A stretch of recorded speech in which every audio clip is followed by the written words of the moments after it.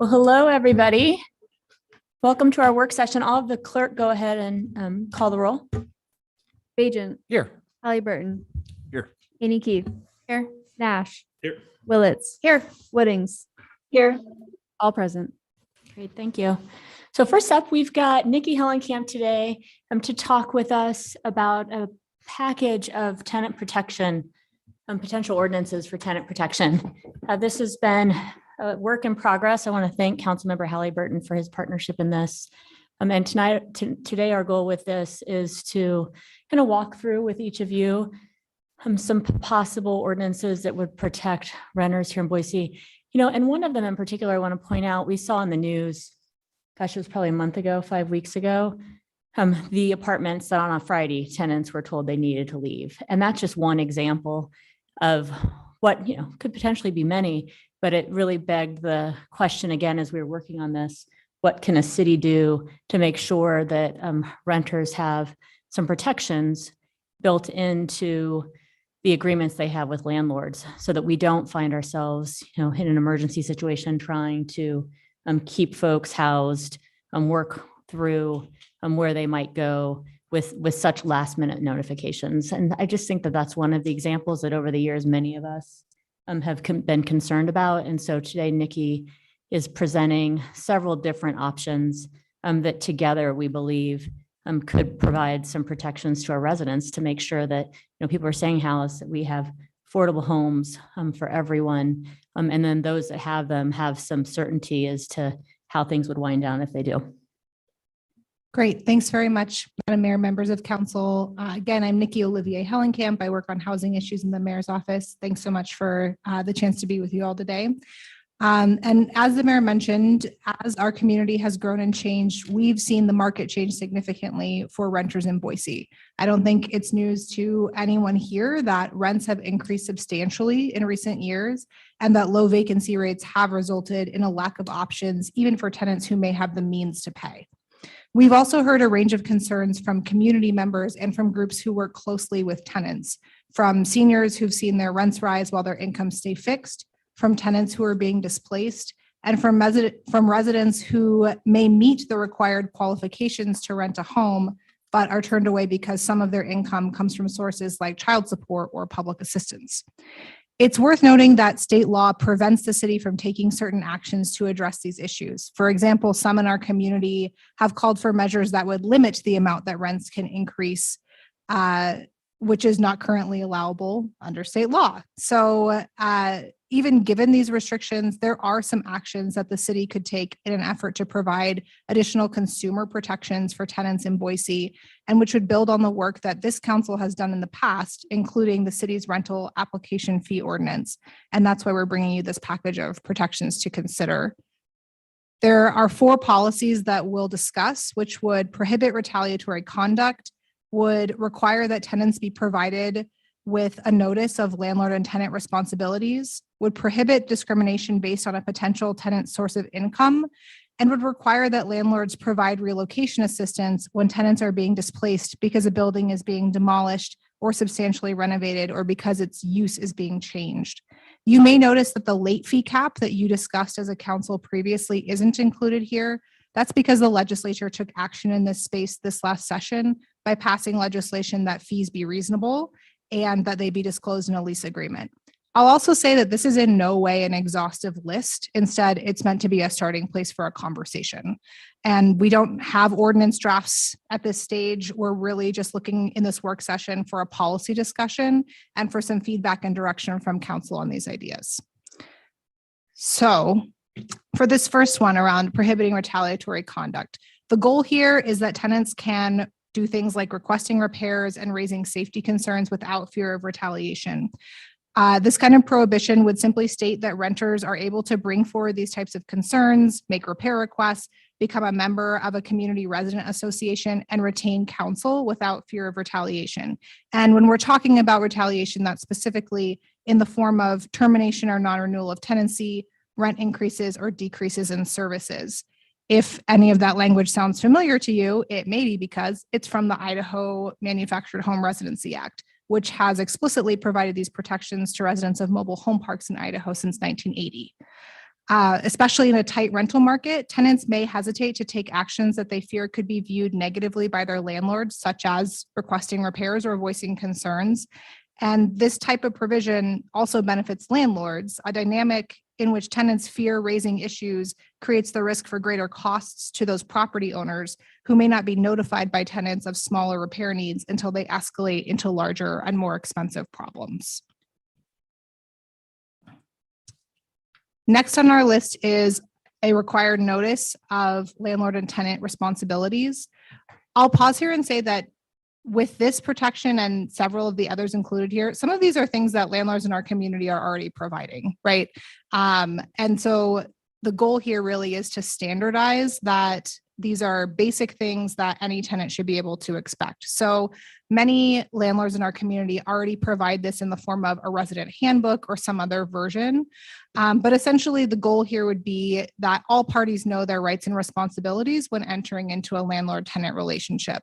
It would require that landlords provide new tenants with this notice, which would be a document that lays out in simple language the existing legal protections and requirements under the law for landlords and tenants.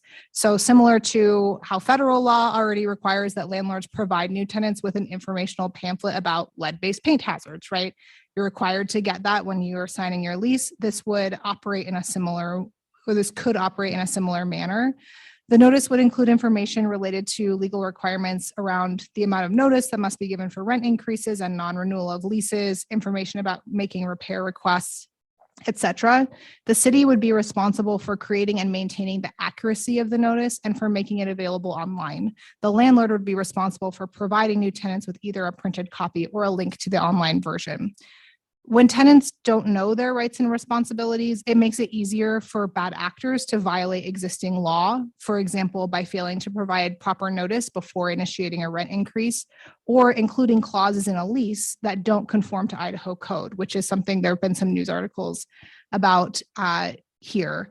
For example, stating in a lease that the formal process of eviction required by the law does not need to be followed. It can also mean that tenants may not be aware of what is required of them. For example, the amount of notice that they're required to give when deciding not to renew their lease. In addition, we do have new legislation, for example, the law I mentioned earlier that requires that fees be disclosed in a lease agreement that tenants and landlords may or may not be aware of. So the goal here again is to provide information in a brief format in plain language to ensure that all parties are aware of their rights and responsibilities when signing something as important as a lease agreement. Okay. The next one on the list is prohibiting source of income discrimination. And the goal here would be that prospective tenants who meet a landlord's rental criteria can secure housing regardless of their source of income. This would prohibit discrimination based on a potential tenant's lawful, verifiable source of income. This is inclusive of child support, retirement programs, veterans benefits, and public, private, or nonprofit administered benefits, including, for example, the emergency rental assistance program that has been facilitated through the Housing Authority in recent years, and Section 8 vouchers. This would not require a landlord to rent to an applicant who does not otherwise qualify for tenancy, but does prohibit a denial that is solely based on the source of income. And just for some context, over 125 cities have implemented some kind of source of income discrimination ordinance, as have 21 states, including Utah, North Dakota, and Colorado. Although some are broader and only provide protections to tenants using public assistance, such as a Section 8 voucher. Okay, and the last one here is relocation assistance. The goal here is that tenants receive assistance if they're being displaced due to demolition, substantial renovation, or a change of use. Of the concepts we're discussing today, this is a newer one in terms of a city playing a role in it. And as a result, there's a significant opportunity for feedback from you and from stakeholders, including tenants and property owners and managers, to craft an option here that really strikes the right balance for Boise. Our community, as the mayor mentioned, has seen recent cases where tenants have been displaced. And we have seen examples where tenants specifically have been displaced by development. Often these are longtime tenants who may need more than the 30 days that landlords are currently required to give in terms of notice to secure a new housing option. We've also seen landlords approach these situations in a variety of ways, with some providing only the 30 days notice required by law, some, as in the case of the Reidenbaugh apartments, entering into voluntary agreements in which 12 months of notice are given, and something in the neighborhood of $4,000 in relocation assistance for households. In the case of Arbor Village, we saw that property owner offering 60 days instead of the 30 required by law, with no financial assistance. And we've also seen other actions taken, such as connecting tenants with resources, assisting with them in their housing search, honoring reasonable requests for a delay in move-out date, and guaranteeing full return of security deposits. And one thing that I think is also worth noting is that the updated zoning code takes some action toward addressing this issue by including a provision that requires that in the zones that are seeing more significant changes and where the site has been used previously in the last 3 years as a mobile home community, assisted living or nursing home, or affordable housing, new development there will require a conditional use permit, which would trigger a public hearing at planning and zoning. A standalone relocation assistance requirement would complement this by establishing predictability and uniformity in terms of the manner of assistance that is expected from property owners in this situation, whether that means additional notice, financial assistance, or some other action. And the goal here would be to provide consistency, again, for both tenants and property owners as they're approaching this situation. If this is something that the council would like to see additional work on, we would, and I'll say this about any of these issues, that we would certainly engage in some deeper stakeholder engagement to work toward crafting an option that would right-size this for Boise and for Idaho law. And so in terms of next steps, with the direction of council, that additional stakeholder outreach, I'll say we've had some initial conversations with the landlord association, with property management companies, and with groups that work closely with tenants, but wanting to come to you for your feedback before moving forward with those discussions, and for your thoughts on key policy areas that we would really need to dig into with those groups. So with that, I can stand for any questions you might have. Madam Mayor, a couple of questions. I might start off just by adding a little bit more context specifically to the source of income. That's been one of the ones that I've sort of had my eye on pushing forward. One of the things that I think we see by a lot of members in our community is they apply for a variety of different financial assistance. Maybe it's Section 8 vouchers. They're very difficult to get. And eventually they get one. And it's a really big day, and it's a big opportunity when they get that voucher and they have assistance to get into a house. And then what they find is that they go around and they start trying to apply for a place to rent. And they're oftentimes turned away with the explanation being, we don't take vouchers, or we don't take this form of income. And so folks who have been on the waiting list to get a voucher approved, folks who've desperately in need of housing, are now going to places and finding that they're turned away for no other reason except for that particular space does not take those types of vouchers. And I think one of the things, if this was direction council would want to head, that we would need to make sure that we were doing would be working with some of our partners to make sure that there was education for how do you actually work with vouchers? What is the opportunity to do this, and who are the partners that are out there that can make this possible? So it's definitely something that we see a real need in the community. And as Nikki mentioned, there are communities across the country who've implemented similar things, and they have seen them be effective, both in getting people into housing, but also getting people into more diverse neighborhoods. So areas of mixed income or higher income that they may not be able to get into otherwise, and then all of the benefits that come in with that as well. So I just want to offer that as just a little bit of extra context to that particular one. I did have a question about the relocation assistance. And the question about the relocation assistance is kind of, how do you see that playing out as far as what does the financial assistance look like? Is that a month? Is that 2 to 3 months? Where are we sort of seeing that play out as far as an example goes? Sure. Madam Mayor, Councilmember Halliburton, something we've seen as an approach to take on that is to essentially look at the cost of moving, which frequently is your first month's rent, your security deposit, and then your actual moving costs. So being able, one approach that, you could take is to say, let's take a look at median rents for our area and then tie a relocation assistance amount to those median rents. That is one possible way of doing that. Madam Mayor. So I have two questions. I think I'll start with just an overarching comment. I really love all of these suggestions. I think these are really great when we're thinking about trying to provide better protections for tenants. I wanted to just point out one issue when I think about the first one and the third one, the retaliation and the income discrimination pieces. I think these are both great protections to help damper some of concerns, I think, in these areas. But I do just want to note that, especially for those individuals from a lower socioeconomic status, the power imbalance that still exists between a landlord and a tenant.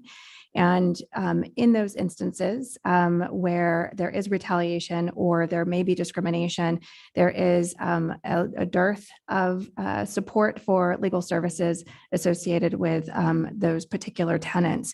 And so I would encourage us as part of this process to really engage Idaho Legal Aid and Intermountain Fair Housing Council on these issues, because it has, it's a high burden to take a landlord to court on these issues and to prove both retaliation and income discrimination, especially when there's an opportunity when that's just solely income discrimination. There are many other ways to decide to decline to rent to an individual, especially given the low supply that we have of housing right now. So though I think these are incredibly important, I still have worries that we need even further protections or at least support for our citizens in order to, when they are faced with retaliation or discrimination on these lenses.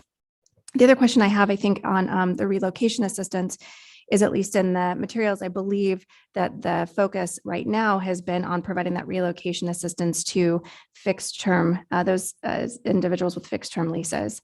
And I have concerns on that because, at least in my experience in dealing with mass evictions and in representing individuals, we have a history here in Idaho and in Boise in particular of significant month-to-month leases, and that we have many of our citizens who have been in their homes for 20 plus years, even who have been on a month-to-month lease for that entire period of time.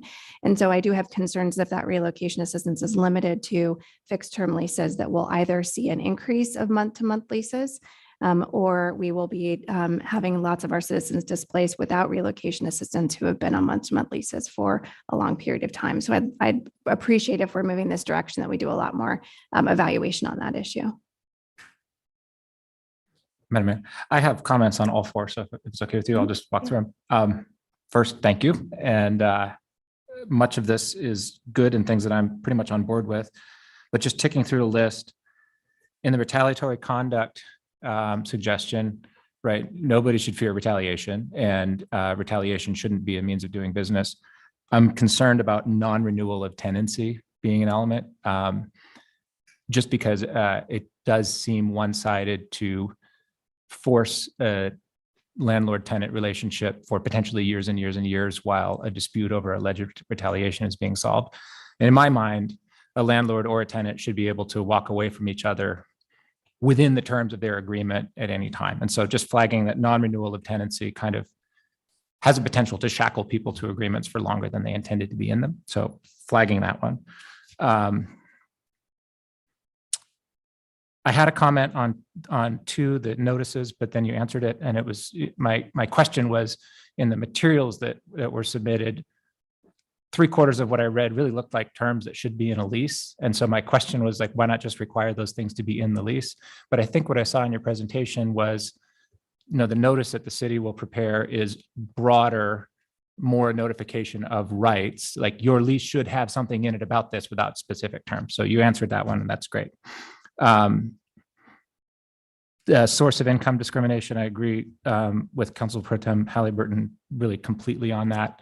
The only thing that I would look for as this comes back is that legitimate means of screening tenants, for example, a credit check or other tools that are used to verify that the person has an income without discriminating as to the source of that income, seems important and fair for landlords to do.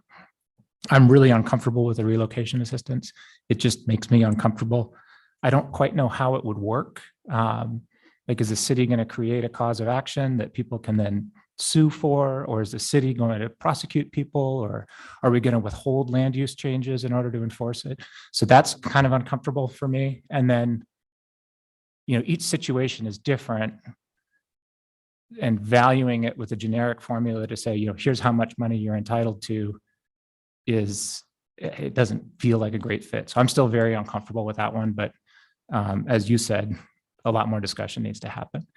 I'll add to Councilmember Haney-Keith's comment. We heard an appeal last fall from an assisted living facility that really heightened these issues for us. I think that was very emotionally challenging. I think each one of those tenants was on a month-to-month lease. So that's important. And then the fifth thing to think about is whether this needs to apply to all landlords. Many people rent their basement, or they own one unit, or they rent a room in their house. And I'm not sure, those are much more intimate, much more personal landlord-tenant relationships. And I'm not sure they deserve to be subject to the same regulatory scheme as, for example, a corporate mega landlord. So those are my pieces of feedback.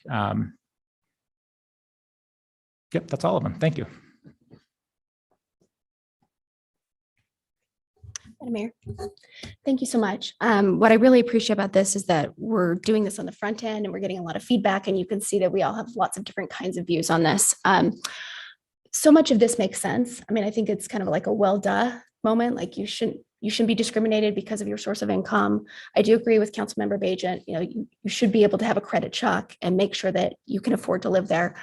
I am uncomfortable with requiring a landlord to issue a cash payment if they decide to change the property.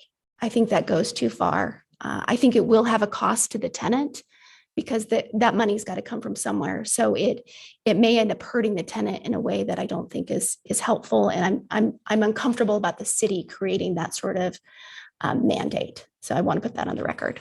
Thank you. Madam Mayor, thank you, Ms. Hellenkamp, for putting this together. I think there's a lot of good things in here. I don't know if I have a solution, but I would just maybe echo some of the sentiments of council members Bajent and Willits. But I think as the city was dealing with some conditional use permits last year that dealt with tenant displacement, I kept questioning if maybe we don't have the landlords, maybe the city has some liability here when we're approving changes of uses of land and how that affects tenants. Maybe there's a role for the city, even if there isn't necessarily a will to compel a private landowner to provide some relocation assistance. So I would just say in our conversations, especially around when the city is taking an active role, like in a conditional use permit setting, and there's relocation, maybe the city has some liability there. So I would just flag that as a possible remedy if there isn't universal acceptance for compelling private landowners to offer relocation assistance. Madam Mayor. Yes, go ahead. Thank you. I just want to say I appreciate the discussion a lot. When Nikki came to us several weeks ago with some of these very preliminary ideas, it was exciting to have the conversation about what we can do a little bit better. And it's great to hear everyone's thoughts on the ideas that she presented. I'm glad that everyone had thoughts, came prepared, and has some really good discussion so that we can go forward and figure out what makes sense for us. So I just wanted to say thank you to Nikki for her work and for everyone coming ready to discuss this. Madam Mayor, I actually have a question for Nikki. It seems some of the bigger concerns are on our last one there, the relocation assistance. And I guess in my mind, I'm trying to figure out how this might work. Because I guess when I originally heard it, I didn't really think that much about the landlord paying the cost. I thought a little bit more about the developer paying the cost. So if we have somebody coming in and we've got a apartment complex or a housing unit that's going to be transformed into something else, and that comes in front of council, it seems like we haven't seen it very often where the landlord would be the one that would be responsible for helping provide that relocation assistance, and more so often with the developer. And maybe I'm not remembering that correctly, but can you provide any sort of context onto how this might work? Is it the landlord, is the developer? In what types of situations would this happen? Yeah, Madam Mayor, Council Member, I think that is an important question to dig into. And I think as we kind of have some of this additional stakeholder engagement, we'll be able to get a clear sense of that. I will say that if we're limiting relocation assistance specifically to situations where essentially you've got tenants who are being displaced by development, where you've got demolition, change in use or significant rehab, that it is likely that you're seeing in terms of who would be responsible for payment, you're seeing a different cast of characters there versus a situation where it's simply, here I have this, duplex that I own and I'm going to be, I would like the tenants to move out. And so I'm not renewing their lease, but there's no development happening associated with that. So I think it is something we can absolutely dig in a little bit farther on there. Yeah, Madam Mayor, just following up there. Yeah, I would appreciate that because I think that there's probably a variety of different ways that it could work out. And I think specifically about some of the cases where we've had landlords, or not landlords, we've had developers volunteer to help pay for some relocation assistance. And it wasn't the landlord in the process that was actually doing that. It was the developer that was coming in and changing the housing complex into something that was completely different. So I think that there's, a variety of different situations that could occur there, and us trying to figure out like, what is the goal, and who are we trying to actually, well, we know who we're trying to help, but who is going to be the folks who might be providing these funds would be helpful. Do you have one Madam more? Mayor, I had one more Yeah, question. we'll take Oh, one sure. more and then. It's actually not a facetious question. It's a sort of serious question, but to what extent do we intend any of these to apply to short-term rentals, which are also landlord-tenant relationships? Madam Mayor, Council Member, that's a great question. And I think that as we look at the definition of tenant in our current code, that's something I've had some conversations with legal around, and Rob Lockwood's behind us, so he can correct me if I start saying things that aren't right as a non-lawyer. But my understanding is that in our current code, there isn't necessarily a clear definition of tenant. And so I think that's an important component as well to be thinking about, making sure that it is covering who we want it to cover and meeting a definition of tenant that our community can have a common understanding of. Great. Thank you very much, Nikki. Madam Mayor, I think that there is direction from council, some concerns that have to be addressed. And I do think that one of the things that I think we would like to see is some of that stakeholder outreach to try to figure out, how these might affect a variety of different things. So I think that that's one of the things that we're hearing, and then some additional concerns on that last one and trying to iron that out too. Great. All right. Thank you. This was a great discussion. Thanks, Nikki, for what you brought, and look forward to conversation around what's next. And now we will move into the budget. Welcome back, Eric. We've got Eric Moria. He's going to go through a forecast of the general fund with us this evening.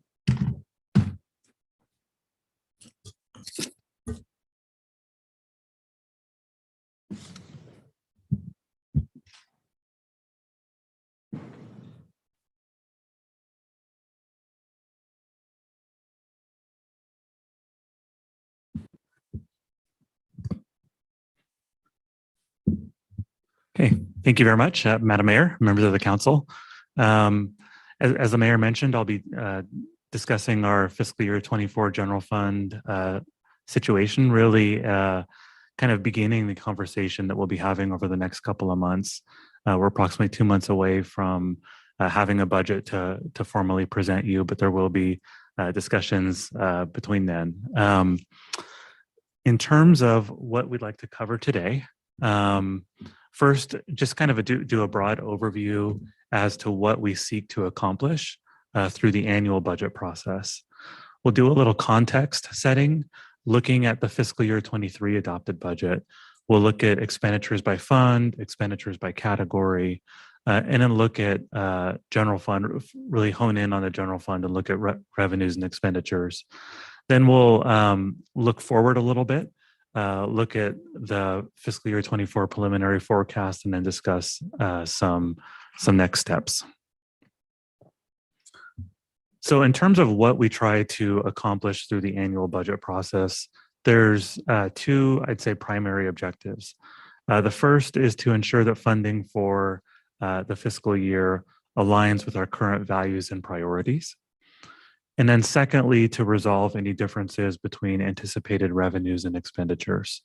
I think it's worth noting that when we do develop the annual budget, we're not recasting every single line item. There are numerous places, as a matter of fact, the majority of the budget, particularly in the general fund, is dedicated towards ongoing expenses, and that's primarily people. So what we do is we take an incremental budget approach. We'll take last year's budget, we will look to make adjustments, we will evaluate every expenditure category, every revenue category, and then figure out how to resolve any differences between revenues and expenses. We seek to ensure that we have sufficient funds available to support planned and ongoing costs. As we do that, it's really important that we employ a multi-year approach and ensure that any adjustments we make are sustainable over time. And again, to adjust the cost, the revised costs for ongoing services each year. Looking at fiscal year 23, this is a high-level summary of expenditures by fund. You can see that general fund, approximately 36% of our overall expense of $862 million, capital funds at 12%, enterprise funds at 42%, and other funds at 10%. So when we talk about the general fund, that 36% is approximately $306 million, again, in current year terms. And the general fund largely accounts for governmental services, so think public safety, parks, libraries, and general fund is primarily supported by taxes. Our capital funds, representing about 12%, this accounts for infrastructure projects, major equipment, and then major repairs and maintenance projects, again, associated with our general governmental functions. Our capital funds are primarily supported by taxes, but also by development impact fees. Our enterprise funds account for both operating and capital costs for our airport, geothermal, solid waste, and water renewal funds. It's worth noting that this is not, we don't account for tax receipts within our enterprise funds. These are primarily supported by service users. And then our other funds make up approximately 10% of our current year budget. And there's numerous categories underneath that heading, including our debt service fund, risk, health, housing, and fleet. I'll now kind of zoom into the general fund. And as we look at the general fund in fiscal year 23, property tax made up approximately 57% of our overall revenues. You can see the next largest category is departmental revenue at 10%. Departmental revenue is primarily two things. First is reimbursement from partners that we have, and we provide public safety services on their behalf.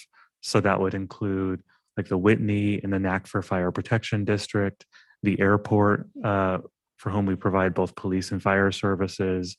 BSU is another significant one there.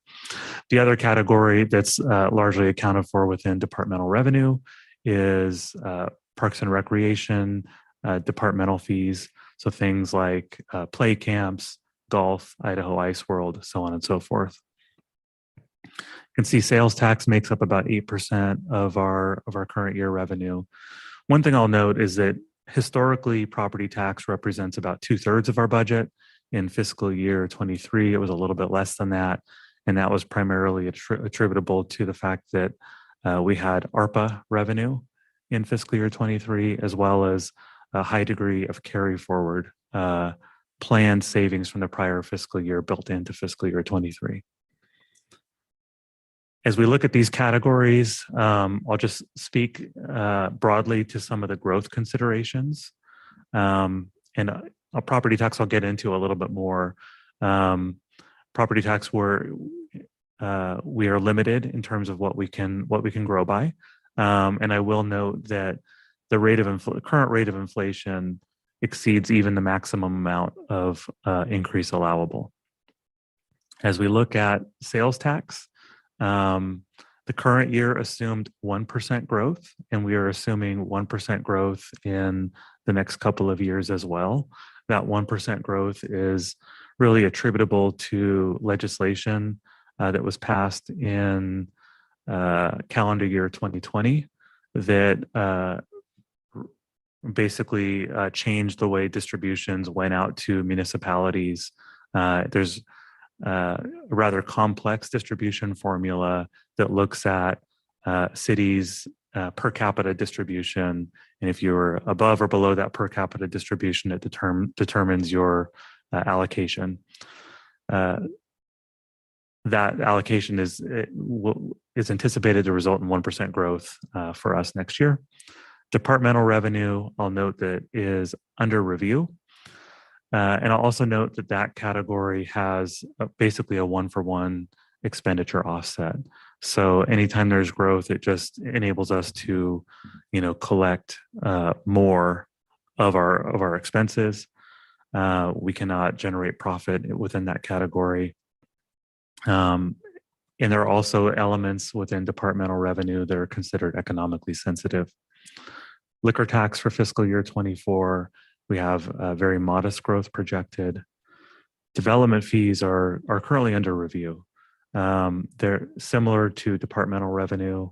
There are expenditure offsets within that category, and we would also consider that category to be economically sensitive. It's one of our more volatile revenue categories. As the economy shifts, both up and down, we see that revenue category respond most rapidly. Carry forward, we're still working through that number as well for fiscal year 24. We do project the amount of carry forward that we include in the fiscal year 24 budget to be less than was included in fiscal year 23.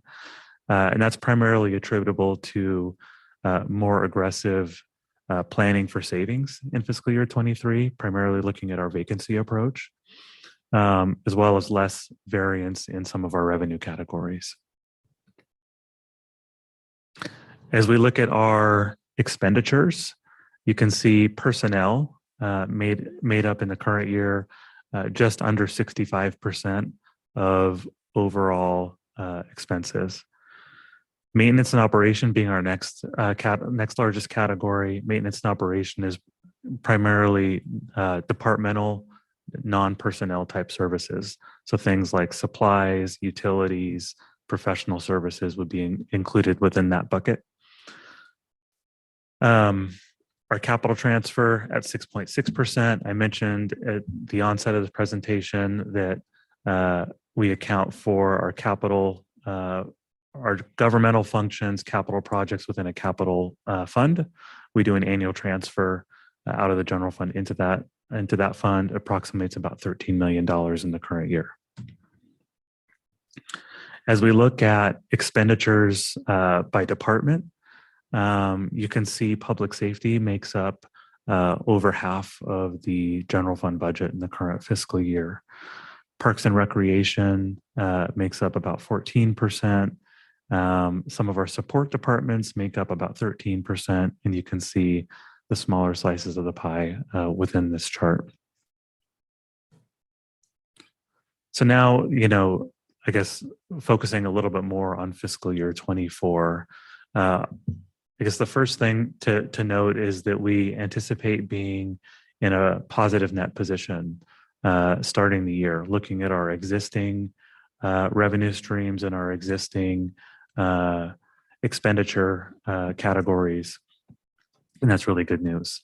Our baseline assumption is that we would take the 3% property tax increase. That is just a baseline assumption. We evaluate that assumption each year, and the final recommended approach would be included as part of the budget process. I'll note that over the last 3 years, we've averaged under 2% growth. Fiscal year 23, the current year, we took 2.45%. And then going back to fiscal year 21, there was zero base growth in that category. Also recognized or included in our fiscal year 24 forecast is sales tax growth from Q3 and Q4 in the prior fiscal year. When we developed the current fiscal year's budget, it was unclear to us if we were going to see full growth in Q3 and Q4. We ended up seeing that growth, and the way the distribution formula works, that basically resets our base. So we have included a higher growth number or a higher sales tax number in fiscal year 24 projections. We've looked at our interest earnings due to recent market changes. We think that we should see some higher levels of interest earnings. Also looked at departmental revenue and development fees. Again, both of those do have expenditure offsets. Some highlights as we look at our expenditures. We go through every single position and recost that position. We look at every element of that position, and we've also accounted for the impacts of the most recent collective labor agreement for police and fire. As we've developed and departments have been developing their fiscal year 24 budget recommendations, there was a 1.5% reduction target placed on M&O accounts. Again, those are those non-personnel accounts. We don't anticipate service level impacts associated with that reduction target. It was more of a right sizing, continued right sizing. We've been at this for the last few years, right sizing to ensure that the budgets aren't overly high, and we set them at the right level. As part of that right sizing, we have also included very minimal allowances for inflation. There certainly is inflation that's happening, but as we look at historical spending patterns, in some areas, particularly within department budgets, we don't necessarily need to address for that because they haven't been spending it. So we're going to reset the budget again. In other areas, where it's unavoidable, such as insurance, software, fuel, things like that, we most certainly are addressing inflation within fiscal year 24's recommendation. As we look at this, and I mentioned earlier that we take a multi-year approach, we certainly have allowed for inflation in future years of our forecast. I think the last piece I'll mention on this slide is we've taken a revised approach to funding vacancies. We have realized over the last several years, as part of our end of year process, some unallocated savings or unallocated funds as part of our year-end closeout, largely attributable to vacancies. So in years prior, we've built in a vacancy target to each department, and that vacancy target varies. But on average, that vacancy target has been approximately 2%. We've been experiencing vacancies at a much higher rate than that, and I'll speak to that in just a moment.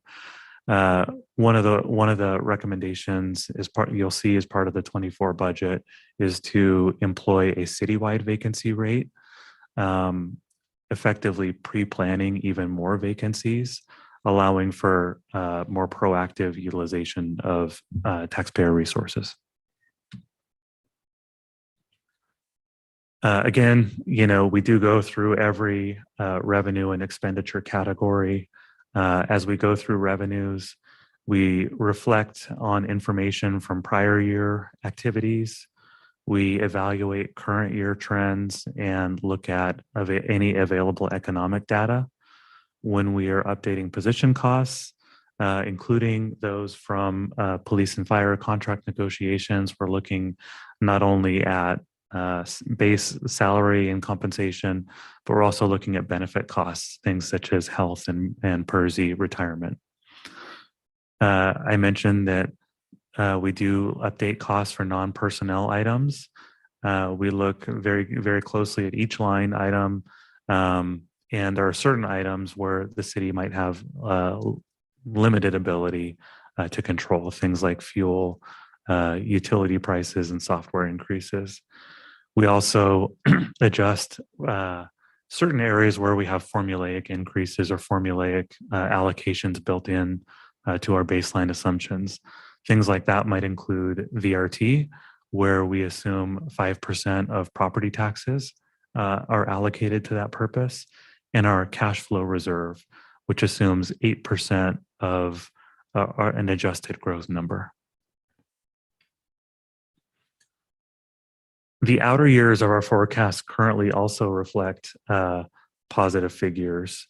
As we look at our currently approved expenditure lines, our currently approved personnel count, and our current revenue streams. It's important that we, as we look at this and we look at our fiscal year 24 forecast and our multi-year forecast, that we take great care to ensure that any adjustments that are recommended are sustainable over time, and also that we can support growth-related costs into the future. There are numerous things that could impact that forecast, especially as you look into outer years. First and foremost, the overall economic climate. If and when we have a recession, it's difficult necessarily to project when that would be. When you're looking at a 10-year time horizon. Further legislative impact on revenue streams, such as property tax and sales tax, could impact our future year position. Some recent examples of that include legislation whereby not the full growth amount was allowed to be included as part of our annual property tax calculation. The online sales tax or Wayfair revenue, which is no longer slated to come to the city. The treatment of urban renewal districts as it relates to property tax. And I had previously mentioned sales tax caps. Property tax growth decisions could play into future year funding positions, labor costs and staff growth, and continued inflation as well. I'm going to now speak to some of the themes that I think we'll be discussing over the coming months. First, I'll focus a little bit on property taxes. I think the first thing to note on property taxes, really there's really only two ways that year over year receipts can increase for the city. The first would be a base increase on existing payers. And there is a cap based on state code that limits municipalities to growth of up to 3%. Generally, the base increase on property tax is used to support cost increases associated with currently approved or existing services. The other way that property taxes can increase is through new construction and annexation, as well as retiring urban renewal districts. So when new growth occurs, new developments occur, we can assess property taxes on those. That is basically a great way to support growth-related costs. So as growth happens, new property taxes are assessed, and you can keep up with the service demands associated with that growth, and things like police, fire, parks maintenance, as examples. I mentioned earlier that property taxes usually represent about 2/3 of our general fund revenues. It's historically been a fairly stable revenue source in terms of once the budget is set, we collect very nearly that amount, very close to that amount. I will note that while it's been a stable revenue source for the city, there has been significant fluctuation between asset categories in recent years, and we'll be talking a lot about that throughout this budget process. And when I talk about fluctuation, I'm meaning burden shift between or from commercial to residential payers. we've seen extreme shift over the last 10, 15 years, really, from commercial taxpayers to residential. In terms of impact from this most recent legislative session on property taxes, I think the most meaningful was House Bill 292. That bill will reduce property tax amounts due by the community through a variety of sources. One-time state surplus funding and state sales tax being the two foremost. The state sales tax funding, as part of that relief that's being provided, it will eliminate the online sales tax that was being sequestered by the state, otherwise known as the Wayfair account, and utilize that for that property tax relief. That sales tax amount was otherwise slated to start coming into the cities beginning next fiscal year. The relief offered by House Bill 292 is not expected to impact city property tax collections. We are working through the impact on individual homeowners. The county is committed to getting us information that we can use to do those calculations, at least preliminary information within the next week. And we'll start working on the average homeowner impact. Also, as part of House Bill 92, there is an expanded eligibility for the circuit breaker program. That bill increased income and home value limitations. So we'll be interested to see how many more people can either stay or take advantage of that program. One of the things that we were hoping to see that we didn't see this session, but maybe in a subsequent session, would be some changes to the structure for property tax rebates. You may recall that as part of the last session, the legislature approved a bill allowing municipalities to provide rebates, property tax rebates to residents. The city of Boise, I believe, was the only city in the state to take advantage of that program. We're currently working through it. There were some elements about that program that have caused some confusion that we're working through for homeowners and caused some administrative difficulties. Again, we're working through those things, and we might hope that in a subsequent session, we might see some changes to those. And I just want to flag there, thanks for bringing this up. Can you, just for the public, because the application period is still open, this is a program that we took on. We're the only city in the state that did. It was something I really wanted to see, was to be able to give a local, so a city rebate for those on the circuit breaker. And of course, I hope that we can increase the number of folks that apply for the circuit breaker at the county level in the future so that we can provide them a rebate too. When is the deadline for applications? Thank you for that question, Mayor. May 1st is actually the deadline. We've been tracking the applications very closely. I think we've surpassed the 80% mark, 75% mark. We're going to begin canvassing this weekend to try and get that last 25% of people eligible signed up for our rebate. Yeah, and I really, really appreciate that staff has put together a door knocking plan, because you're right. So there's just over 80% now of those that currently could get the rebate have applied for the rebate at the city level. But so there's still almost 20% of folks that could get it from us that aren't. And our staff put together a plan to knock on doors to let residents know. So if anybody does get a door knock and they say they're from the city of Boise and they want to talk to you about the circuit breaker program, it's because we really want our residents to get that rebate if they qualify for it, to help with affordability. Thank you, Mayor. Just real high level on some of the community priority areas that we've talked about in as part of this budget cycle and prior budget cycles: transportation, housing, environment, and economic development. As we look at transportation, this isn't everything, but we expect to continue funding VRT at a level equal to 5% of our property tax budget. That's been built into our forecast. Housing and environment, There were some pretty significant one-time investments in fiscal year 23 that were approved by the city council. We expect that some of those investments to carry forward into fiscal year 24. We're also evaluating some areas where there may be targeted needs within those categories. Within economic development, we also expect that there may be some requests as part of the upcoming budget process. Around the priority of public safety, we expect that the upcoming budget would continue to expand public safety resources, employing both ongoing as well as one-time resources. Some examples would be, obviously the continuation of fire stations 5 and 13, looking at the needs to do additional academies, evaluating staffing levels, and then other investment areas such as equipment and technology to be brought forward as part of the upcoming budget process.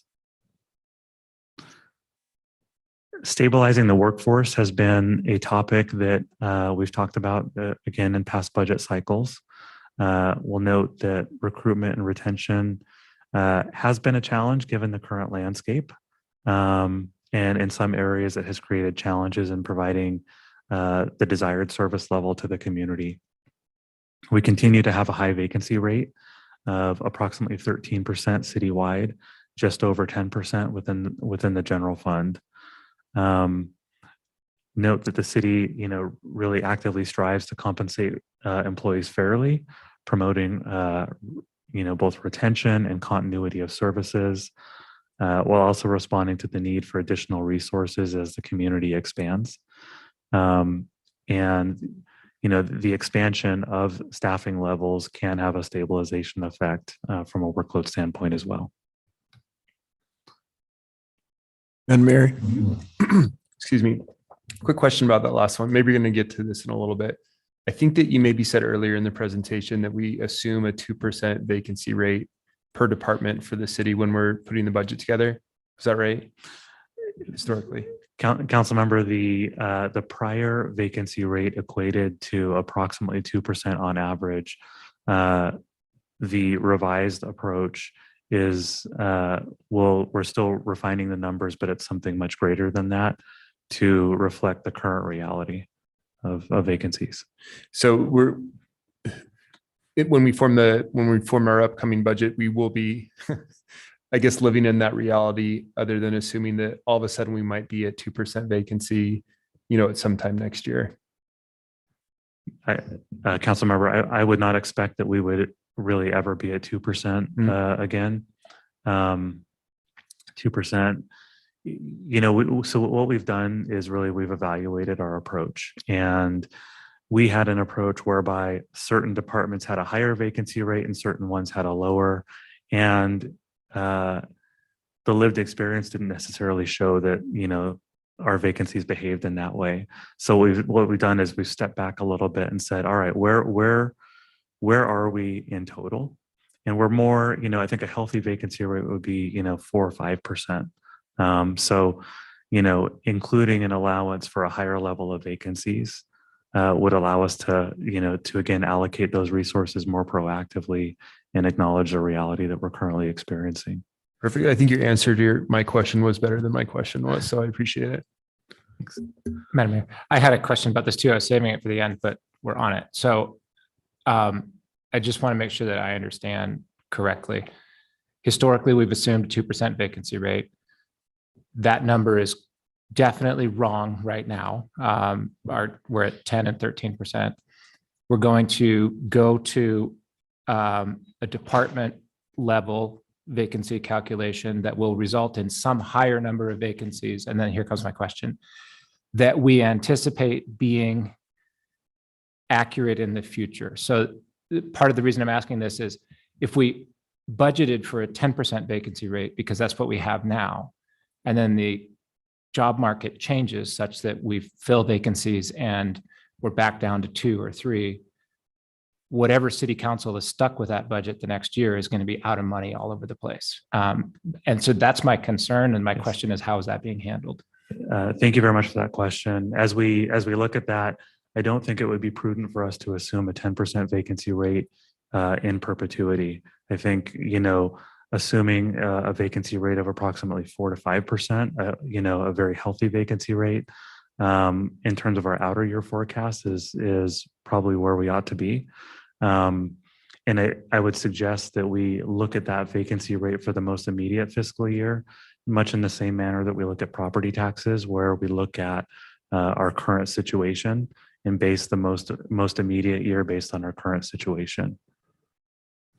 I think that answers my worry. And I know you can tell me not to be worried about it, but my worry is that we set a vacancy rate, call it 4.5%, and then the economic market changes such that we hire everybody. And then hypothetically, we have a vacancy rate of 0.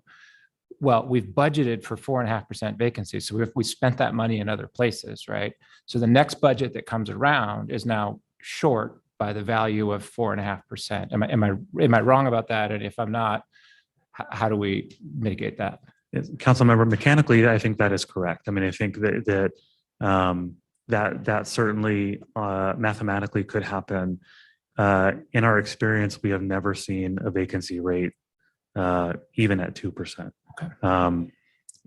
With the number of employees that we have across this organization, there is always going to be turnover, retirements, things of that nature that are going to keep that number up. Doing some research looking at what a healthy vacancy rate number is, even at 5%, Okay. would be, considered nearly full employment. Awesome. That was really my question. Like, what is the actual real world floor? Because I just don't want to obviously go beyond that.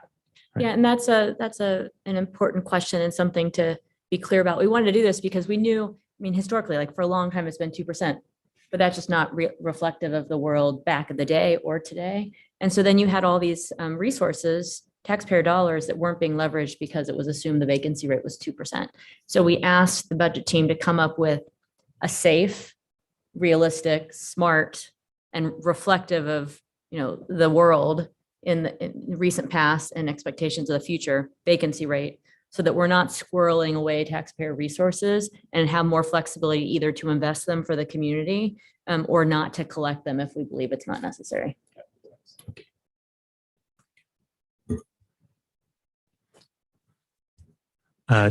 Looking at growth, which has been a trend and a theme that we've been looking at in past budget cycles, as the region, as the state, and as our city expand, so does our service demand upon the city. You can see, the population growth since 2019 within the city of Boise of just over 3%, within Ada County, 9%. That Ada County growth number has been included here because much of the service demand that we see as a city is attributable not just to growth within the city of Boise, but also within the region.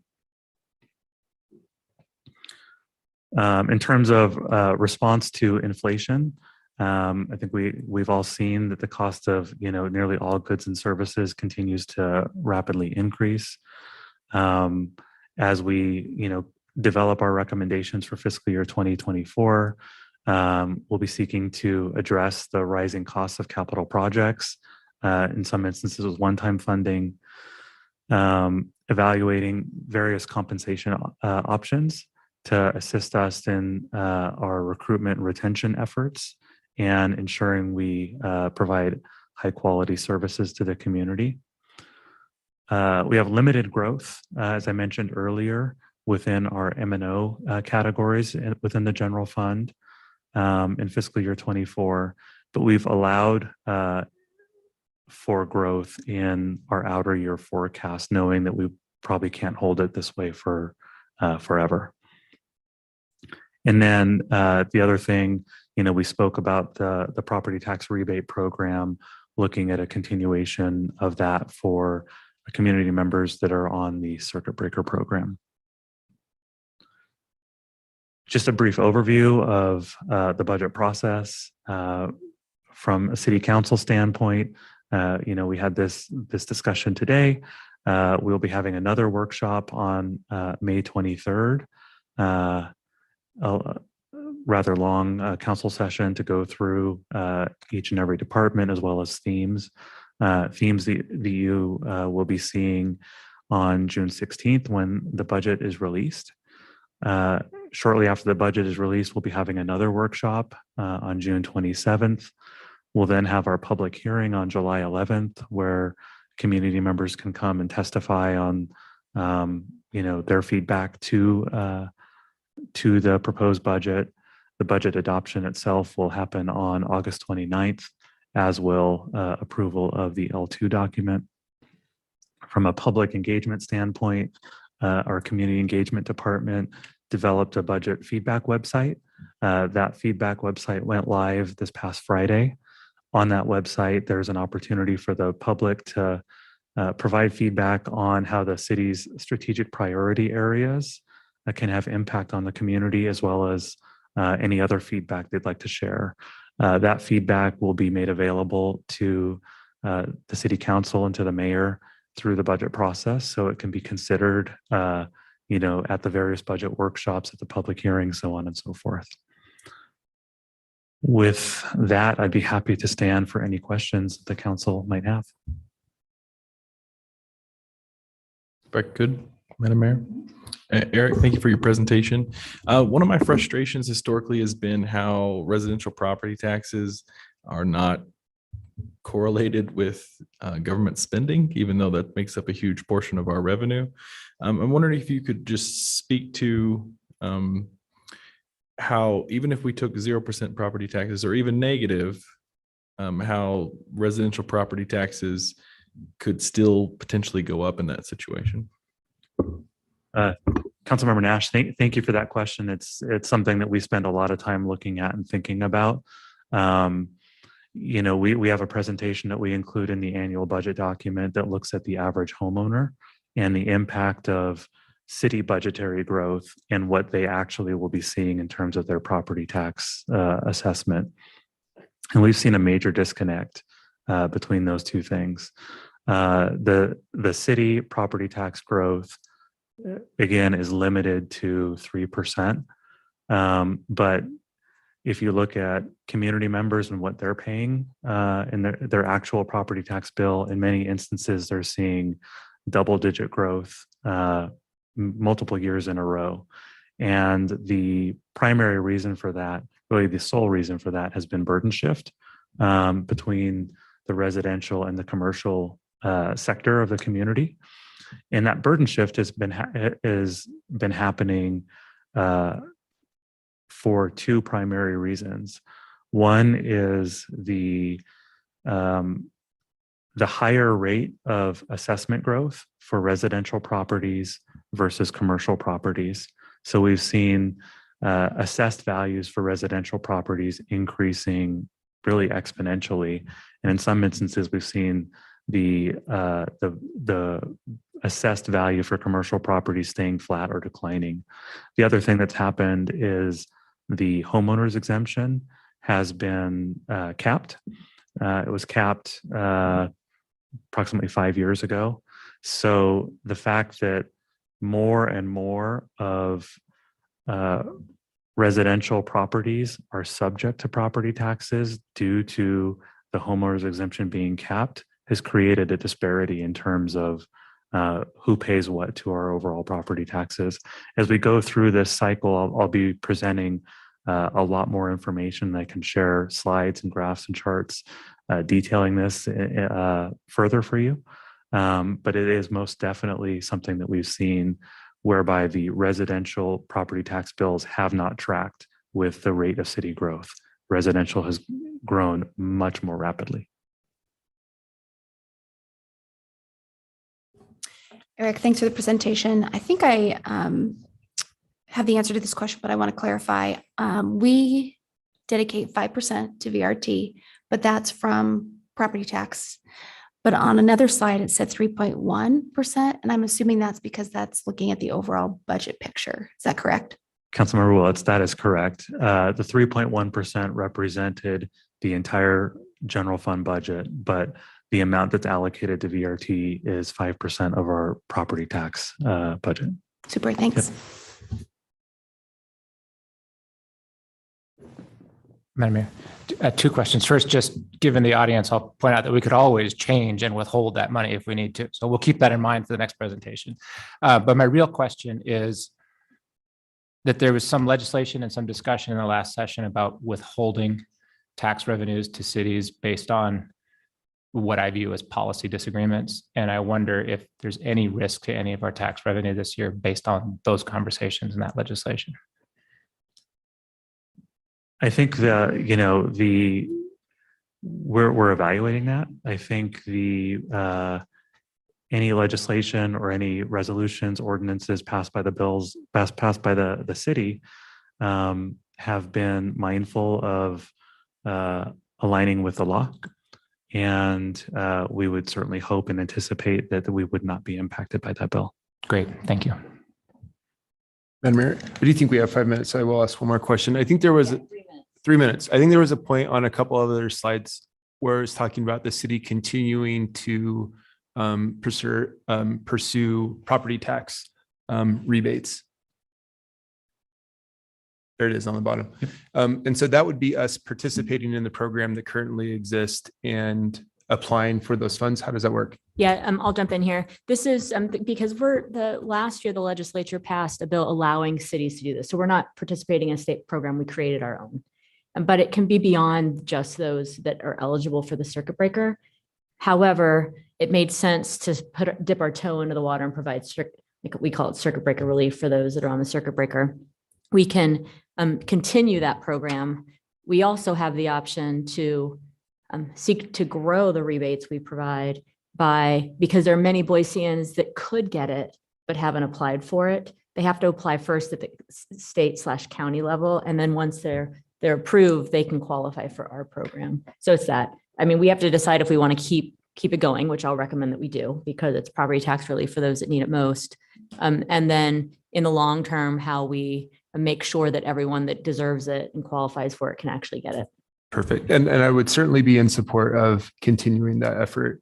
And I would highlight that, yes, CE and the staff are working really hard to get some of those few remaining people. It's actually tomorrow that we're going to start that effort, knocking on doors. And our hope is that we can get to everybody tomorrow so we don't have to go out on Saturday. But if we don't, we'll go on Saturday as well. And it seems pretty amazing to me that we've got staff members that are willing to go out there and knock on every single door of folks that they've already reached out to make sure that we're getting everybody that we possibly can involved in this program. So yes, I would love to consider continuing that rebate program. All right. Well, thank you, Eric. Look forward to the next discussion and appreciate the primer. And now we'll move into a presentation from, gosh, I was about to call you the wrong thing, the Director of Valley Regional Transit, Elaine Clegg.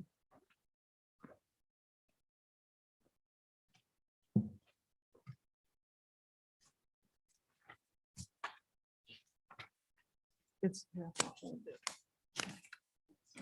Not my choice. You have to hold it as you push it in.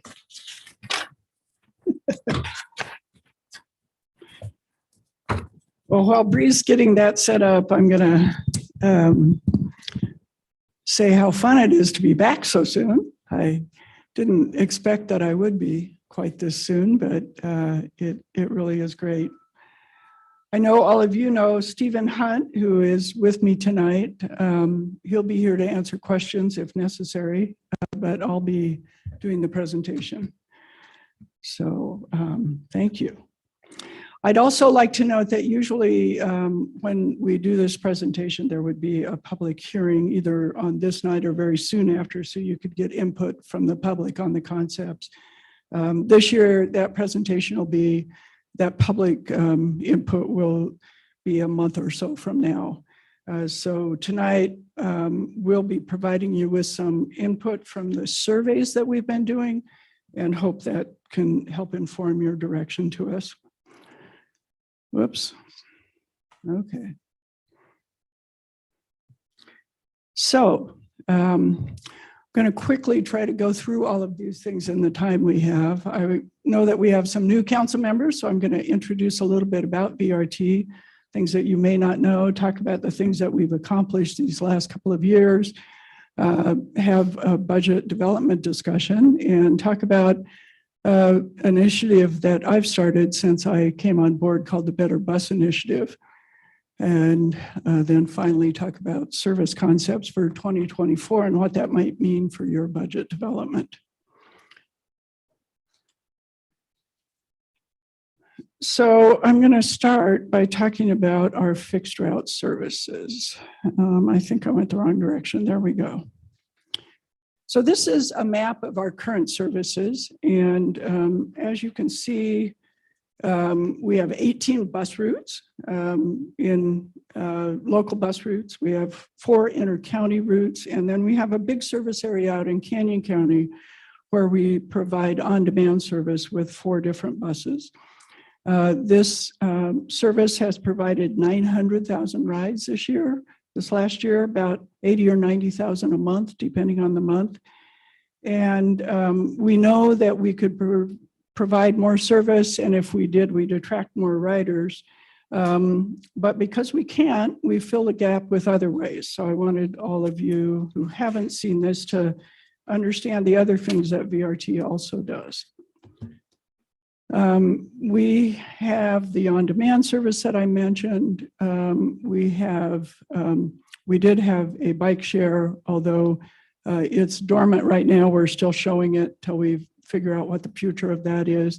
We have access service, which provides services to folks who qualify with disabilities and live within 3/4 of a mile of a fixed route service. We have specialized services, which particularly work for senior centers and rides to various healthcare facilities. We serve veterans with those, and we serve a lot of job sites where we have specialized populations needing to reach those job sites. CityGo is a service that helps employers understand that they can provide passes to their employees and then does travel training for them. We also do travel training for other folks. We administer the Safe Routes to School program for all of the students in both Ada and Canyon counties, pretty much. It's the biggest Safe Routes to School program in the state of Idaho. And then we have a help desk where people can come and ask questions about how to ride, how to access services, and all of those things. We know that people who ride our services often save $8,000 or $9,000 a year in car ownership costs if they can get away with one less car. For instance, we know that people in the valley spend $1.5 billion on providing their own transportation services with private vehicles.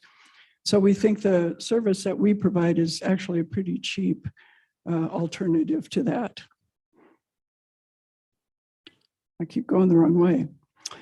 I don't have to tell you that funding is our biggest challenge. You can see in this slide how far we fall behind the rest of our peers. We get no state funding. We don't have a dedicated source of local funding. We're the only subdivision of state government that doesn't have taxing authority.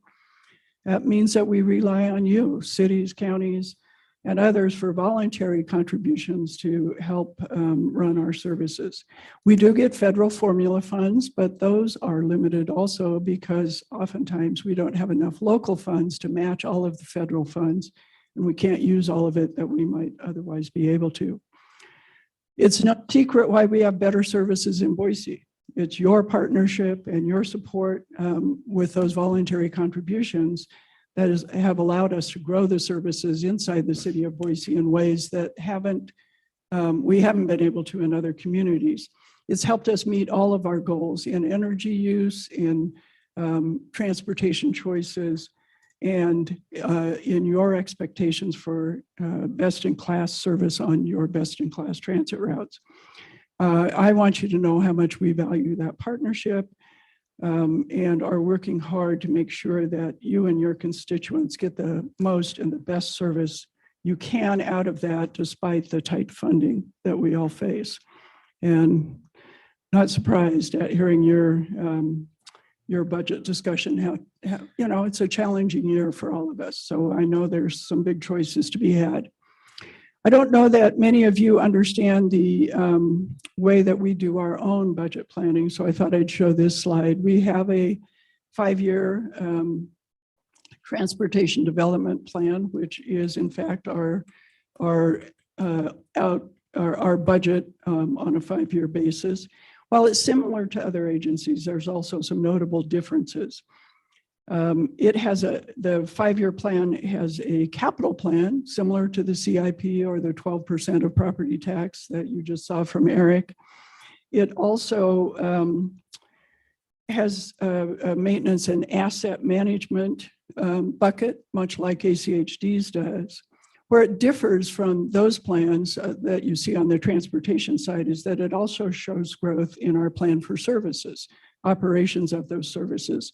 That would be more like your various department budgets that you again just saw, and all of you trying to determine how much you can afford to invest in the services next year.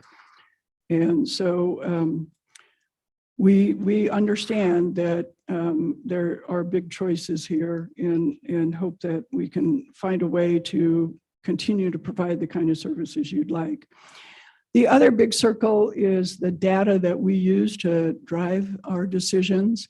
I would note that we're in the throes of getting a new ERP system. We're really excited about that. We think it's going to increase our ability to use that data more effectively and efficiently. And then those ovals show the way that we actually make changes in service. So typically we make those changes in the fall, we plan all summer for them, and your input is really invaluable, but you'll note that the final approval for those changes is the full VRT board. And through your board members, you'll bring whatever input you have to that final decision. So your real input, at least in my estimation, is your direction given tonight and through the budget process on the concepts and the vision behind those changes. And really that's where you have an ability to impact what the services look like. So we hope that in informing that tonight, you can have a better understanding of where you want to go with that. In 2022, we did a lot of pretty cool things. We successfully competed for a RAISE grant on State Street for $10.5 million and a $20 million LONO grant, which is a low emissions vehicle grant. Thank you for your match in making those grants happen. It wouldn't have happened, frankly, without that. We know that, and we're excited to get started on those. The State Street grant is in the planning stages right now, but it will provide some of the infrastructure to make State Street an even better transit corridor in the future. The LONO grants are continuing to provide our move from clean natural gas to electric buses. Those buses, we found people really love them. They're quiet. In an urban setting, they're really pleasant to be around compared to a diesel or even a compressed natural gas bus.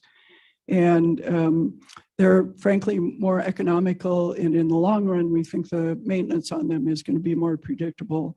So as that progresses, we're pretty excited that it will help us be even more efficient. We've also broken ground and made progress on some capital projects. The Orchard Street facility, if any of you have not been out there, I'd be happy to take you on a tour. That's where we maintain and store all of our buses, where we charge our electric buses. We're in the throes of expanding the lot out there so we can expand the charging stations. And hopefully all of you have seen the transit islands on Fairview Avenue. Those are an example funded by CCDC in this case of the kinds of new transit stops we hope to have all over the city. And we think there'll be a really big improvement. We've also done some really important studies this year looking at how to increase service around the rest of Ada County, the next step and what we need to do for facilities out at our Orchard site. Bus stop typology means making bus stops more readable, easier to use, more convenient. We have a regional van pool study going that we hope will improve that service. And the same with integrated mobility. Beyond ADA is a study to improve those services to the senior centers and the healthcare centers and those job sites. And we're excited. We think that we can provide those more efficiently than we've been able to in the past once we get this study done. This year, we're moving forward now that we have the bus stop typology done with the signage, and I'll show you an example of that in a minute. We need to, frankly, repurpose some of our low-performing services, both in Ada and Canyon counties, so that we can stay within our budget. And we're implementing the State Street Raise Grant and a Low-No Grant. We're also doing a lot of things to try to control our costs and increase our revenues. Let's take a quick look at ridership. It's up. We're excited. It's been a while, given COVID, that we've seen these kinds of increases. As you can see in this chart, the green line is FY 2021, the purple line is 22. We were tracking about the same as 21 until February of 22, and then we took a big jump and it's remained at that higher rate. That's helped us in a lot of ways, but most importantly, it's helped your constituents make sure they can get around. If we dig into the ridership, this graph was in the material we provided you. I know it's hard to see on the screen here, but Elaine, note. Thanks. I've got a question. Oh, sorry. In the ridership, the back one from the last one, yeah, is that total rides per month? Like, are those? It could be me riding the bus 5 times. It could be. Those are boardings. Those are boardings. Okay, great. Thank you. Yeah. Thank you. Good catch. Sorry for not clarifying that. So this is the detail. The notable thing about this slide, I know it's very detailed, is how many rides there are on some of those high-performing routes and how important those routes are to the overall system. So why are we here tonight? We want to talk about budget development. We want to talk about that Better Bus Initiative and the service concepts and how they relate to both of those. So for those of you who weren't here, in 2019, the city and VRT entered into an MOU on to stabilize the funding instead of it being an every year, gosh, are we going to get anything kind of conversation. At least there was a floor in how much the city might be willing to offer VRT, and that has really helped our ability to plan for the future. With that and that stability, we've been able to provide the 15-minute peak service on State Street and Vista. We've extended hours until 9 p.m. and we've enhanced Saturday service. We've also used some of that money, additional money, frankly, for the fleet electrification. We've had the same challenges on inflation that you all have. In our case, there's been a 61% increase in compressed natural gas prices. There's been a 20% increase in wages in order to attract enough operators to continue to operate the system. And we've seen a really dramatic increase in parts and supplies for our maintenance of our buses. For instance, a catalytic converter has increased in price almost 5 times over what it was a few years ago. So these kinds of increases, not hard to tell, make it pretty hard to provide good service.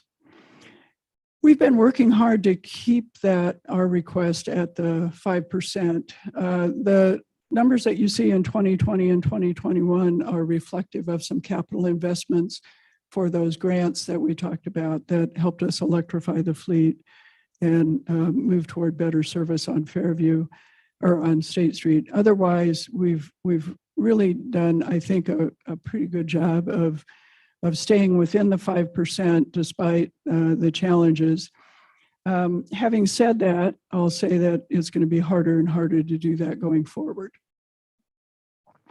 So we were able to stay there in part because we used CARES money to offset some of the increases we were seeing. And we've worked hard to increase our directly generated revenue. For instance, our fares have gone up quite a bit along with ridership, as you see ridership go up. Our advertising this year is set to top $1 million. That's over twice what it was just a few years ago. So we're working hard to do what we can to raise money in other ways. However, we think despite that, and even with increased funding, it makes sense at this time to look at the efficiency of the system and restructure where we can to provide better access and higher frequencies rather than more coverage.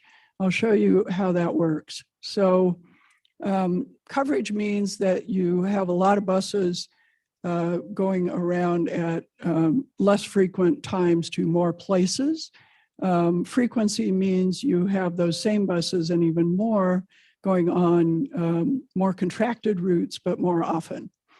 You have more bus stops in more places or fewer routes and less places, and on and on. So our choice really has always been between coverage and frequency, but we're in a place in time when that choice has gotten pretty stark this year. And we think that it's time to take a new look at this and see if we're in the right place or not. The Better Bus Initiative is one to talk about how we can get to that choice. We know that we have to make the choice between coverage and frequency. And so we've gone out to the public to begin to get input on that. What you're seeing here is a vision of what we show in our long range plan and the kind of coverage we would have if that long range plan were actually funded and we could make it work. But we haven't made as much progress toward it as we'd like to, mostly because of funding, but also in part because I think the vision hasn't been as clear for people as it will take, I think, to get support for that funding. So we're hoping that this Better Bus Initiative will help build that vision. We also know that we need 4 times more service to reach the level of our peer cities. And when we did this plan, we learned that. And so how do we get from where we are today in both funding and service to where we'd like to be? That's the big question.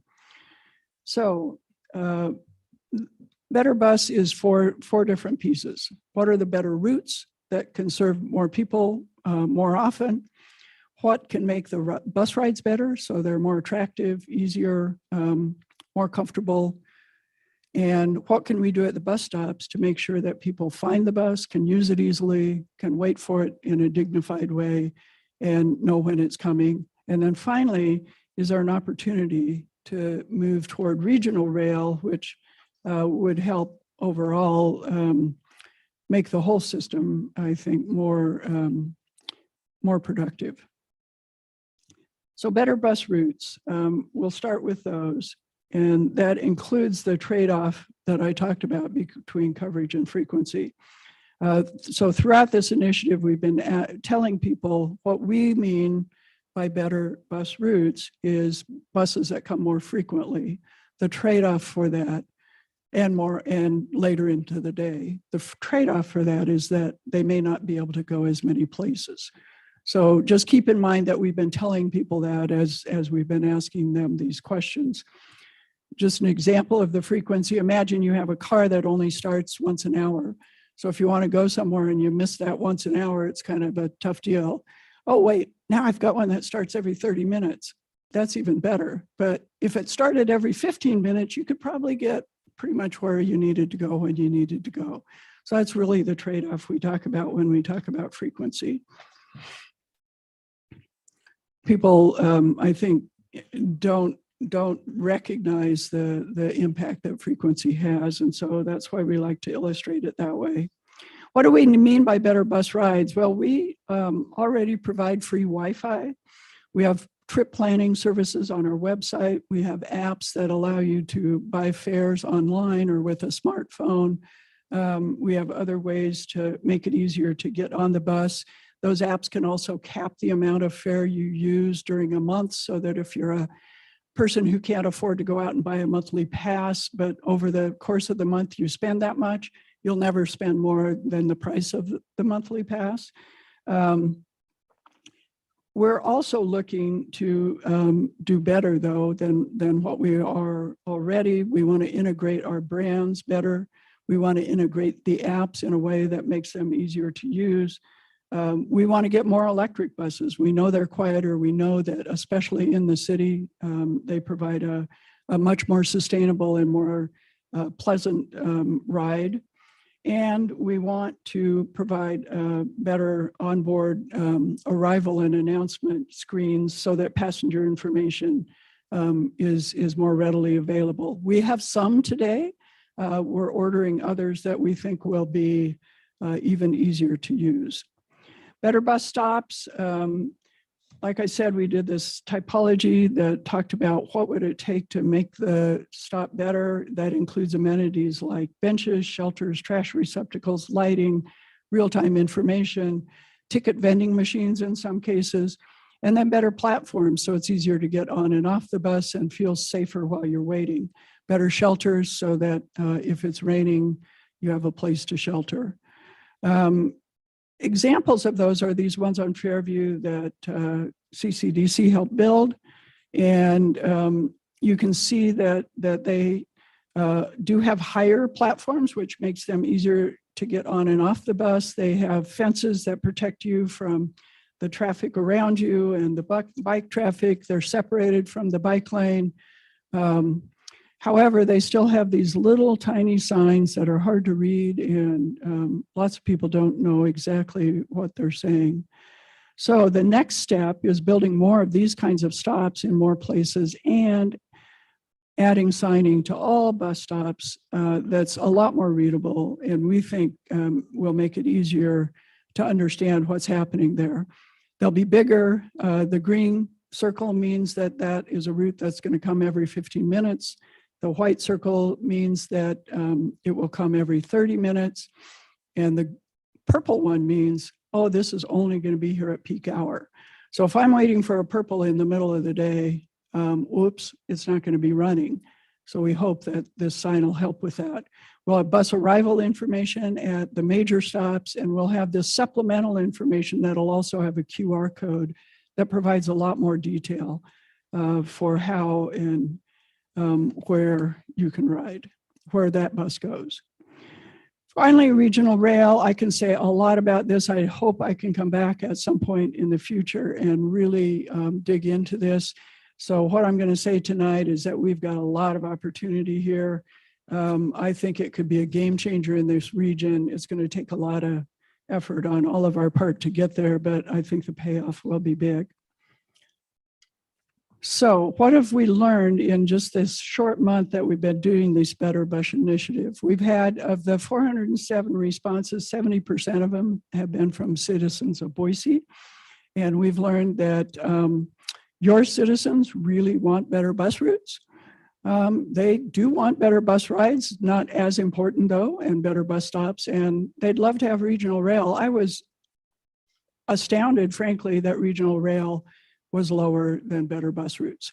So I think that's actually a pretty interesting stat. And I you know, with 283 respondents, although it's not scientific, I think it tells us a lot.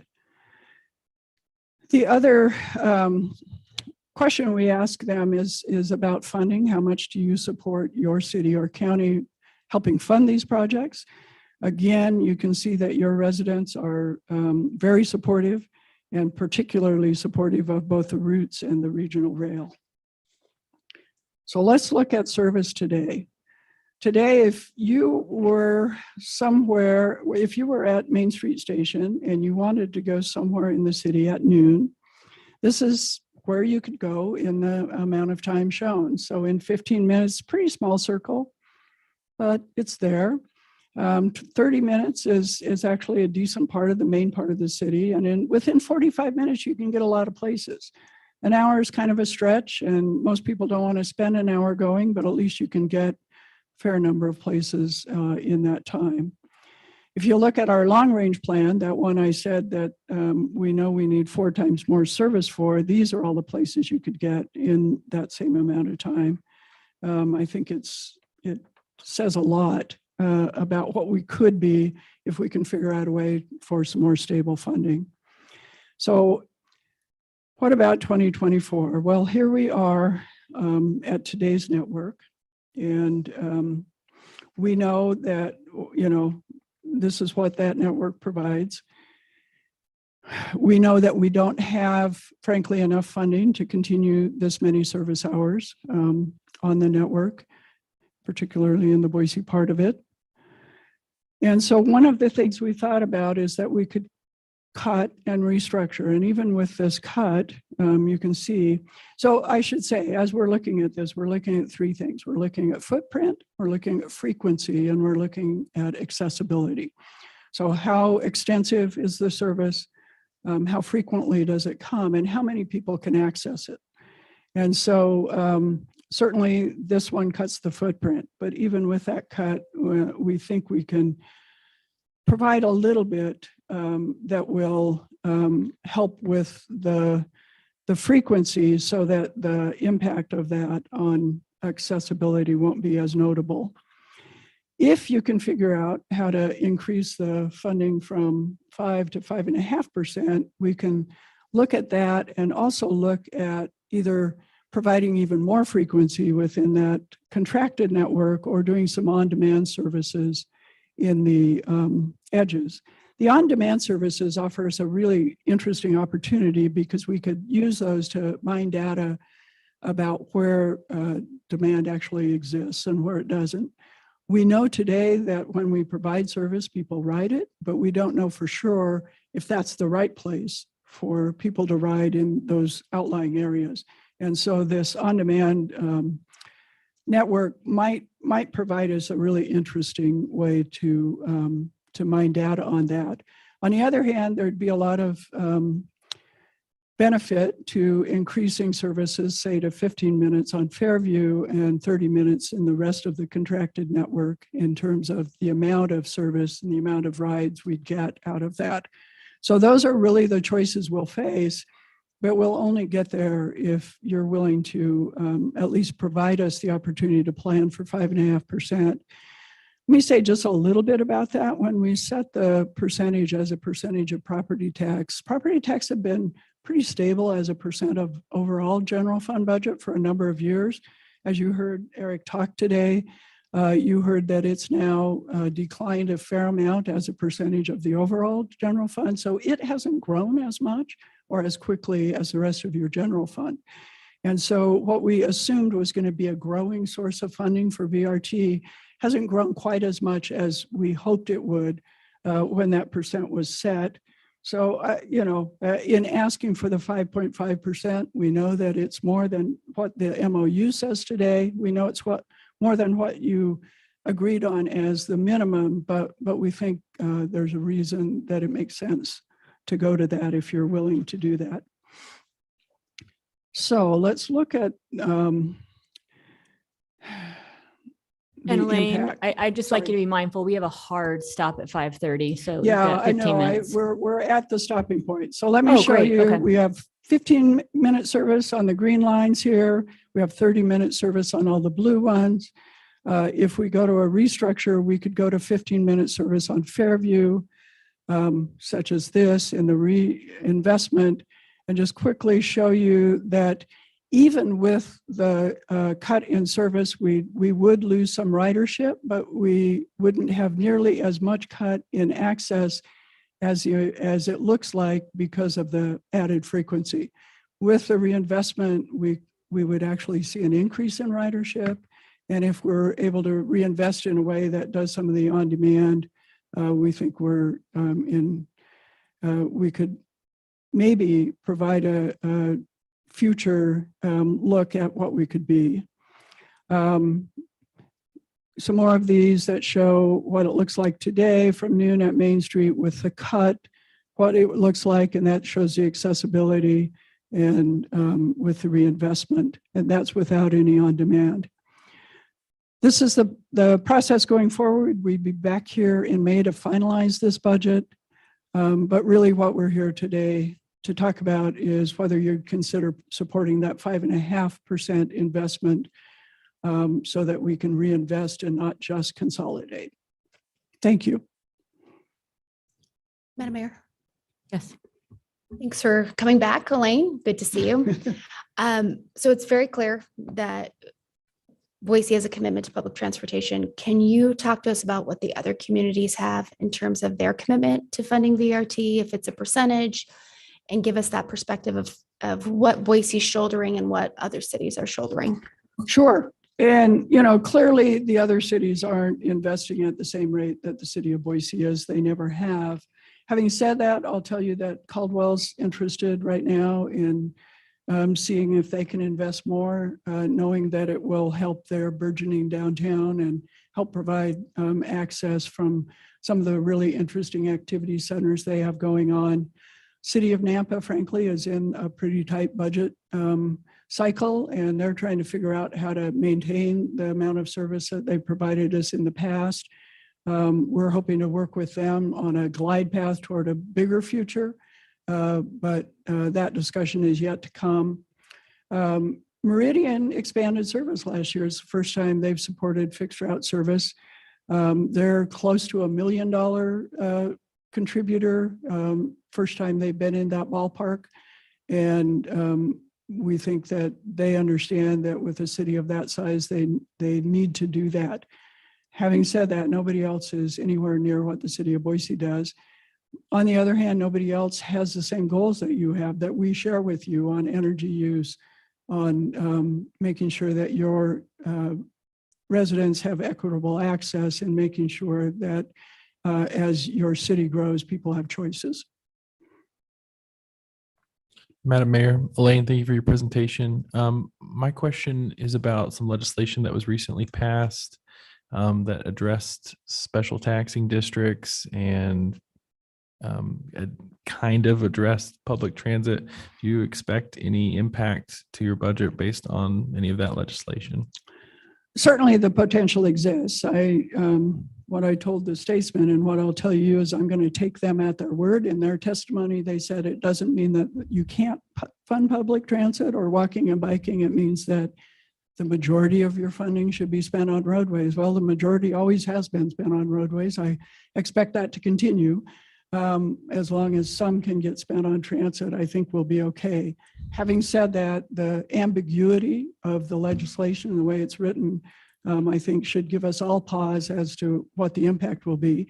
I will tell you if it does impact us, I'll make sure that we're on the docket next year so that the legislature can understand the impact and what it means to our residents. Thank you. Madam Mayor. Good to see you again, Lane. As you mentioned that the additional 0.5%, you might be investing some of that in the on-demand. I'm just curious, since out in Caldwell, you have been providing on-demand services, if there's some lessons learned as to why you might want to apply that funding here in Boise. So right now we only provide on-demand services in Canyon County, and those services have been effective in a very short budget atmosphere in Canyon County. But we found that they haven't been as effective as they could be because they don't connect to a fixed route. And so I'm curious to learn whether we can use on demand in this atmosphere where we do have a good fixed route to connect to, and what the effect would be. So I don't have an answer for you today, but I do know that lots of services in Europe are experimenting with this and using it to figure out where the service demand exists and where it would be best to provide fixed route services. I'll tell you, my vision of the future is fixed route services. It's not on demand, although I think on demand will probably play a role on the periphery. But my hope is that we can find enough funding to provide fixed route services, which are much more efficient on a per capita basis. Madam Mayor, Lane, good to see you. A couple Michael. questions. First question, I think you spoke to this a little bit in your presentation, but you're coming to us, I think you need direction on whether you think the city has the ability to do 5.5% this year. Yeah. And I think that you also said that there may be a need for us to continue to looking at larger percentages going forward. And I was wondering if you could just kind of speak to whether this is sort of a one-time ask this year, or if this is something that we might want to anticipate going forward. Thank you. I think that's a great question. I think, referring back to my discussion on the property tax as a percentage of your overall general fund, I would expect if the property tax stays in that range, that going forward, you would look for us to ask for a higher percentage going forward, like the 5.5%. I would also add, the MOU is 4 years old. I think it would behoove us to examine it and see what changes might be useful to all of us. I think your staff gets information from us. We're not quite sure how they use it, or if it could be more useful if we did something different. The 5% was set, based on certain assumptions that may or may not be true anymore. So I'd also entertain, if you're willing to do the 5.5% this year, a process over the next year to really re-examine the MOU and figure out going forward what's the appropriate way to do this. Madam Mayor, I guess following up kind of specifically on that, and I hope this is a fair question. So the city, we have representation on the BRT board, myself as a council member, the mayor. And so when we're looking at this extra 0.5%, and you're showing us a couple options that we see on screen here today, and those are potentially some of the options. I guess in where is the city's ability to weigh in on where this goes, or is this something that we're really sort of putting in your hands as board members? So the final decision is the board's, as I said, and that's why I pointed that out. But your input on it is invaluable and will always be honored. I've never not seen it honored. Over the next month and a half, the Better Bus Initiative will pivot to these service concepts, and we'll get public input to the extent we can on them. I anticipate coming back and having a public hearing where you could hear from the public, both on the service concepts themselves, but also on the bigger picture questions that we asked today. So at that point, we would hear directly from you what you think the direction should be on those service changes. And like I said, although the final decision is the board's, I've never seen the board not honor that kind of a direction from some of their board members. Okay. And with there's 5 minutes, I want to make sure that there's other questions. Council President Wooding. Yeah, Madam Mayor, I would just like to show some support for revisiting that MOU. I think that it's been a while. It probably deserves a relook to figure out if it's still working for all of us and see if there's a better way that we can provide a little bit more predictability. So I just wanted to speak up on that. Thank you. And so I guess thank you, Council President Williams. So I guess my final question here is, it's kind of related to the city's property taxes. So we had a year in 2020 where we took zero, and then some other years where we took a little bit less of amount. And I'm trying to figure out how that plays into this as well and how that's affected BRT. So if we take zero and we're giving you 5% versus we're taking 3 and we're giving you 5%, that's a different day for you. Yeah. And how has that had an impact on the budget? I think that has had an impact. In the year when the rebate was in play, all of those have impacted the growth in property tax versus the growth in overall general fund budget in a way that we didn't anticipate. Having said that, with property tax, you also have new construction. So the addition of it still provides growth in the fund, but maybe not at the rate that was expected when we set the rate to 5%.